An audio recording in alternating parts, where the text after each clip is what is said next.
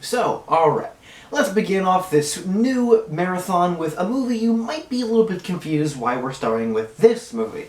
Well, of course, certain things from this franchise don't quite make a lot of sense. So, might as well add this on top of it as well. I also just want to do more than just the franchise reviews, being that I'm just doing these on Sundays, so go with it.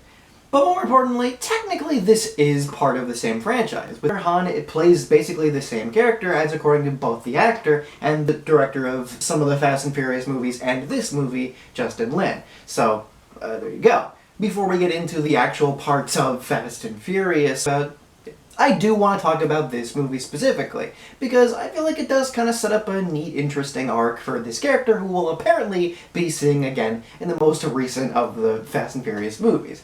That being, in his real name, Han Lu, who is not actually the main character of this movie. Now, Justin Lin, of course, wanted to make a movie mainly about the youth of our culture, but especially Asian Americans, and how they kind of get roped into doing illegal things, mainly due to just the pressure that they live in these suburban societies. And this idea that certain people from a more privileged area have to be just as perfect as possible eventually kind of shoves them down to do such shitty things. Strange part about this is Justin Lin's original producers that he was able to get on to begin to fund this movie wanted the whole entire cast to be Caucasians. But Justin Lin's idea was to have it mainly be about Asian Americans. And of course he had to do most of this movie completely on his own monetarily. Thankfully, Sun Kang was able to bring in $50,000 through Joan Huang of Cherry Sky Films, who was a frequent patron of the Korean barbecue where Kang happened to work in at the time. Also, MC Hammer was then able to fund throughout the rest of the movie, which is such a weird tidbit that we can... now you know. But this movie is about Ben, played by Perry Shen, going through his regular life in high school. As the movie goes on, it begins off with Ben just kind of being a well-meaning, very simple student who's just trying to make his way throughout high school and just get to a very good college, as are many people. But soon enough, after kind of getting a little bit more of a reputation, thanks to a other Asian student who wrote an article about him, Roger Fan's Derek, he, alongside his friend, the very obnoxious and kinda shitty Virgil, played by Jason Tobin, and of course Virgil's cousin, who of course is Han. They all kind of get roped into doing this like cheat sheet scam ring where they ultimately sell off cheat sheets to people who want to pass and get the money from it. They soon enough go down this path of going deeper and deeper into drugs and alcohol and different kinds of crimes and different kinds of scams throughout their area, mainly just their high school but also the area around them. They kind of gain this reputation more and more in high school, which makes them seem cool, but Ben ultimately has different thoughts throughout the movie of, is this really worth it, should we really go through with it? And constantly does he doubt himself, as even by the ending does Han. But by the ending, ultimately, things kind of get too far. John Cho's character is Steve, whose girlfriend Ben is really into, Karen Anna Chung's Stephanie. He wants them, I believe, to do some kind of sort of heist thing, so it's, there you go, it is really connected to Fast and the Furious, where it unfortunately leads into Steve's death.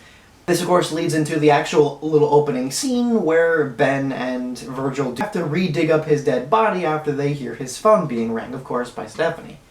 This sends Virgil this kind of makes Virgil snap, and he shoots himself, and he nearly dies, but doesn't quite, which ultimately kind of separates the group for the last time as they graduate. The movie gives a real good look into the lives of Asian Americans. The lots of pressure put onto them ultimately forces them into places they may not want to go, in order to get to those places where they believe they have to be. Although, of course, it's always the sort of douchey rich kid that comes from this sort of belief of you need to be this like perfect kid when you get into an Ivy League school, and it can put a lot of pressure onto a person, eventually having them snap and do some fucked up shit.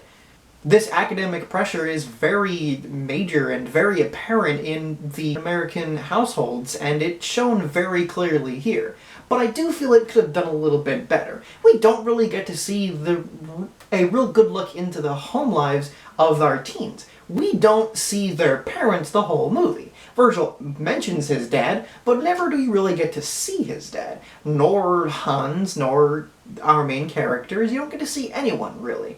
But it's through the actions of our main characters do we really see what their lives are like, and ultimately the aftermath of what we would believe their home lives are like. Derek's a real scammer, and he's sort of got like a... is it Ed or Eddie? One of them. I don't remember that show too much, but that one, he's got sort of that vibe to him of he's gonna have his comeuppance eventually, and that's very obvious. And it's unlike lots of other movies, they do it in a real smart way, that it's more realistic. Virgil's also this just like complete weird hormone-crazed teen, and I'm sure lots of people find that relatable. As you know, that person's not an asshole, but there's definitely some other shit going on like in their household currently. But I feel like the best arc is our main characters. He really goes from this really well-meaning, well-to-do teenager who's just trying to make his way in school and through high school to get into a good college, but he really goes into the deep end, and by the end he's a very different person, just not really wanting to care and not really sure of where his life's even gonna go, but almost like he's kind of fine with that. And that alongside this speech that Steve does give in the middle of the movie as he talks about how just repetitive his life is and how it's not really meaningful, though it apparently has all these great things. He's going to this Ivy League school, he has a great girlfriend that his parents approve of, but what does it mean to him? This arc is very well shown in the repetitive nature of the movie itself, as it does show off his home life as he's studying, feeds his fish, and practices basketball multiple times throughout the movie, and as he's doing it, he gives a new, different word each time, going to show you how he's feeling during the situation. At first concerned with everything, specifically where his life's going to go, then he goes very much off the walls and starts, mainly because of these unrealistic things he's set for himself throughout his life, and ultimately after he just goes out of it he feels much better, but does realize that due to certain things that they've done, they've gone too far, and they'll never really be able to go back to the lives that they may kind of want to be in. But that's also totally fine, because the lives that they were in before they really went down the deep end weren't that great either. It's a very smart and very relatable movie. I really like these characters. While I don't think they're perfect people, obviously, I do relate to them in many different ways, being a person who graduated high school 4 years ago. Which, even though it was 4 years ago, it kind of feels like yesterday, which is the reason why this movie kind of gives me a bit of anxiety, like every high school movie does, but whatever. The more important thing about this movie is that it shows how our characters are feeling due to the really great cinematography. There's some great blocking and great staging in terms of where these characters are that makes it feel natural without feeling too staged, but also without feeling that they just kind of went wherever they want. I hate, you know, the way some wrestlers used to stand in front of the screen when they gave promos back in the real early days? They were not even facing the fucking camera. But compare that to sometimes when they're looking at the TV to the side, being incredibly staged and very obvious. That's the weirdest way to describe what I'm talking about, but I like when it's right in the middle, where it feels like these characters were set in these scenes with a purpose, but without feeling artificial and movie-like, I guess.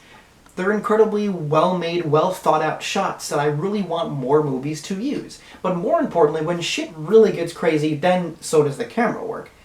When our main character is being very contemplative, things kind of get very quiet, dialogue stops, and you really mainly just hear his narration. And when shit gets really, really crazy, stuff gets real quick cuts from multiple shots, and then even starts spinning around a whole bunch. And not necessarily montages, but kind of different shots back to back real quickly. But of course, like I said, I don't think this movie's perfect, though. It didn't really wow me. Nothing about it really got me out of my seat going, fuck yeah. I feel like it was a very well-made movie, and that's maybe because it had such a low budget, was it not able to go any further with that? Wasn't able to get more characters to really help us get more perspectives on the situation. It wasn't able to fully go into what really makes people in a suburban area go through with these kinds of things. Well, I got the right idea, there's definitely more you could have went into in terms of this idea. Maybe that's because I'm not the target audience, because I'm a white guy, and I can't really speak for the exact day-to-day goings-on of an Asian American family. I would definitely like to see that perspective from a person who would be able to do it, like Justin Lin should be able to do. I feel like with a bit more of a budget, which if the fucking producers actually didn't give a shit about who Justin Lin was casting, they would have given more of a money and this would have gotten better of a budget, we could have definitely seen more than what this movie allowed us to see. Now, I don't necessarily want this to be more like The Lighthouse or Donnie Darko, with it being like real crazy and almost unrealistic, but I would have definitely wanted more ambitious things from this movie, more different kinds of shots than we were really given. And more importantly, I feel like this movie isn't as smart as it seems to want to be, mainly because we don't get as many perspectives as we probably should be getting to give the big picture. We don't get as many perspectives because we only have our 4/5 main characters to really tell us this story. There's not as much as it is really able to give as it thinks it does. There's a part at the ending where Derek is asked why he wrote the article in the first place. Almost like there's some kind of like message and like whole like bookend to this situation, and it's just like, I'm not sure what you're going for there exactly. And while I do like the idea that he sort of broke himself out of the pointless academic cycle, it's very unclear what his feelings are at the end of the movie in terms of how he feels about this, especially in terms of his relationship to Steve's girlfriend. More parts of this really needed to be really done better, and maybe with a little bit more of tweaks to the script, we could have had a much better movie. John Cho's performance also is not my favorite in this movie. I like everyone else. Again, I find them very relatable, very likable. Not likable, but you know what I mean, characters. But John Cho is he just feels a little bit unnatural. He'll be a lot better in future movies he'll be in, and it's clear that while he's better in stuff like Harold and Kumar, he can do dramatic stuff. He definitely had to grow into this sort of thing, though, as in his most recent movie, he was much better than he is in here, where he just kind of feels like he's sort of just reading the script and going through it. He was not my favorite part of the movie, and I almost kind of would have preferred it if he wasn't in the movie. Like, the movie could have had a character like it, but he could have definitely been in less of it, or they could have just done something different. Again, little tweaks here and there definitely really could have helped to make this more solid and truly into the sort of script that I believe it thinks it is. And again, with a bigger budget, it could have done a little bit more of ambitious stuff to show that stuff off even better. But despite me saying it should have had a bigger budget, let's not pretend that low-budget stuff can't be really good. It did the absolute best it could with the budget and the time that it was allowed. It is a very, very well-made film that I feel is incredibly good. And an entirely separate thing from Fast and the Furious, that if you want to have it as like a little side companion thing, it can, but even if you don't care about Fast and the Furious and you kind of want a good movie, I would definitely recommend it. It's a very, very well-made movie. It was incredibly successful at Sundance, which MTV just kind of like bought it and then just like put it on there, and you can easily find it on YouTube. And Crackle, but it didn't work? I don't know. I wouldn't recommend Crackle as far as I'm concerned. But overall, I would give this an 8 out of 10. I'm going into number ratings going forward, because I realized my original rating system kind of didn't fucking make sense. But hey, if you're really here for the Fast and Furious stuff, then our next review will be the first in the actual Fast and the Furious stuff, the original The Fast and the Furious. We'll also talk about for a little bit the original Fast and Furious and how it relates. But of course, until then, I've been the Movie-a-thoner. If you want to see that review, then you can go ahead and subscribe and get ready for all the future Fast and Furious stuff, and any other thing I have on the side. How do you feel about Better Luck Tomorrow? If you have seen it at all, well then leave that stuff in the comments. Of course, more importantly, stay good, stay safe, and don't be an asshole.